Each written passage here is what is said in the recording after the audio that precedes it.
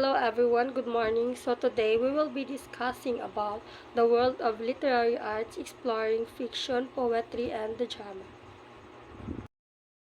So what is literary arts? So literary arts is a vast spectrum of creative expression by captures the audience with their power to evoke their emotions, to ignite their imaginations, and to profound the insights of humans' experience. So we have core elements of literary arts that focuses the three primary genres, which is the fiction, the poetry, and the drama. So, what are the different techniques by poets? So, ang poets kano is maghimo na siya mga lain-lain nga pamaagi para makahimo na siya og imagery para dito mapagawas nilang mga emotions wherein para sad mas mapanindot nila ang ilang ginabuhat nga trabaho. What is figurative language? Figurative language is used to create vivid picture and to read the narrator's mind. Add figurative language to your writing to help you better know of what you're trying to understand.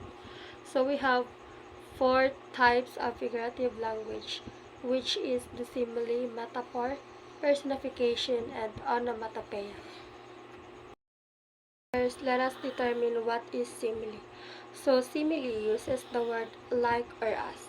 It helps the reader make the better connection between the two things being compared. For example, her face was as red as tomatoes. So with that, it helps you to paint a vivid image by simply using few words. Metaphor. Metaphor. It is directly compares between two things without using like or as. So for example, he is the lion when he comes to the field.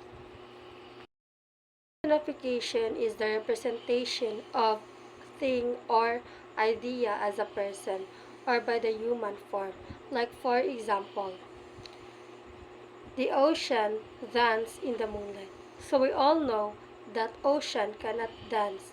So it represents to a thing. So onomatopoeia, um, it is a word that uses like a sound. Like for example, ring ring, someone is calling. So the underlined word is ring ring. Why? Because it represents like a sound. Imagery. So this language describes how something looks, sounds, smells, or even something tastes. So like for example, I bit into a red juicy sweet apple.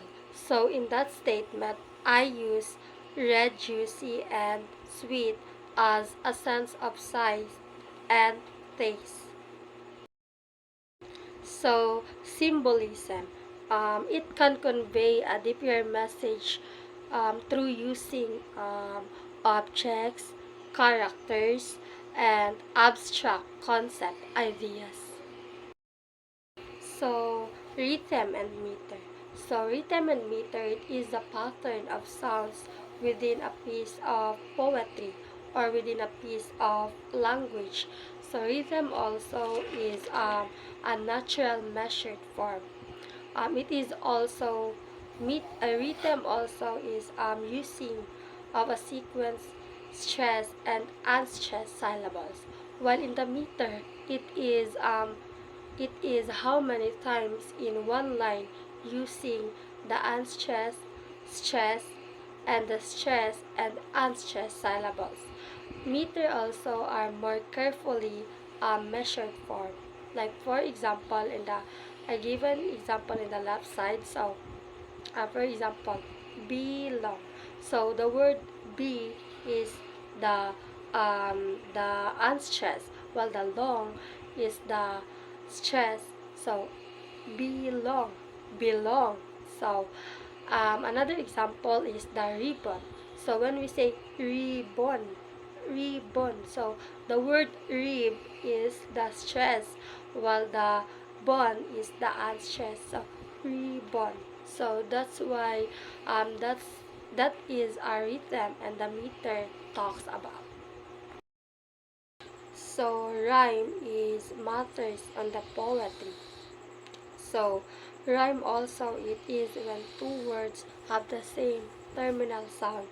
It is means that they end with with the same sound, like bark and park, like look and book, like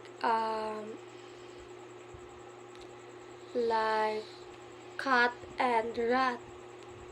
And then why do we need to use rhyme in poetry?